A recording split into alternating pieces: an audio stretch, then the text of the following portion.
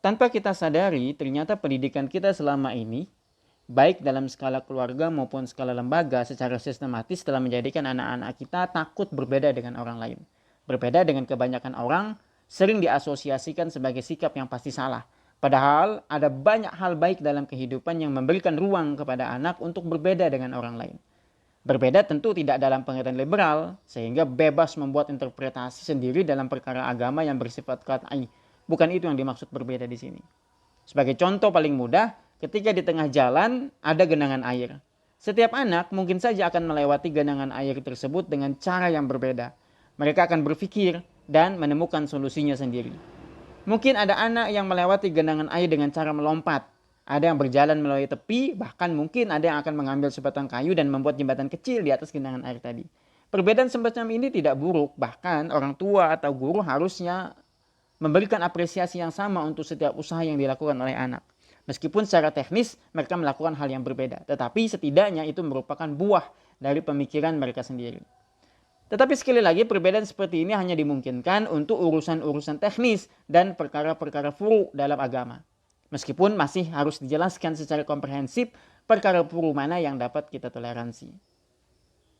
Akan keliru jika perbedaan itu masuk pada wilayah-wilayah qat'i, seperti perbedaan pandangan kaum liberal yang mengatakan semua agama sama, atau perbedaan pandangan kaum sekuler yang mengatakan bahwa agama dan Tuhan tidak memiliki otoritas untuk mengintervensi hidup manusia.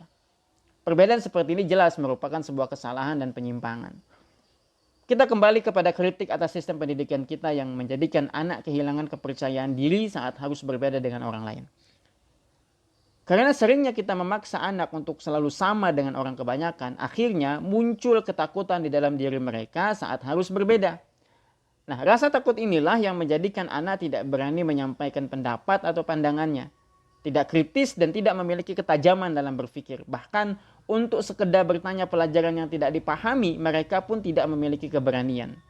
Karena takut jawabannya akan berbeda dengan jawaban kawannya atau tidak sama persis seperti yang diinginkan oleh orang tua maupun gurunya.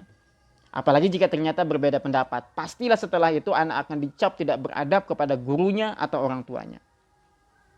Kita bisa bayangkan bagaimana dulu ketika Imam Syafi'i berbeda pemahaman dengan gurunya dalam beberapa bab fikih.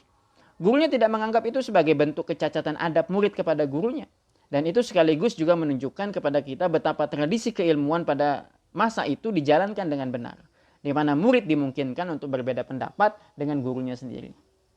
Jika anak tidak diizinkan untuk berbeda dengan orang lain dalam banyak hal, dan ini diteruskan sampai anak dewasa, besar kemungkinan mereka akan menjadi orang yang anti terhadap perbedaan. Sekalipun dalam perkara yang furu. Mereka juga akan menjadi pribadi yang tertutup, anti kritik, tidak berani menyampaikan pendapat, gagasan, tidak visioner, miskin ide dan gagasan.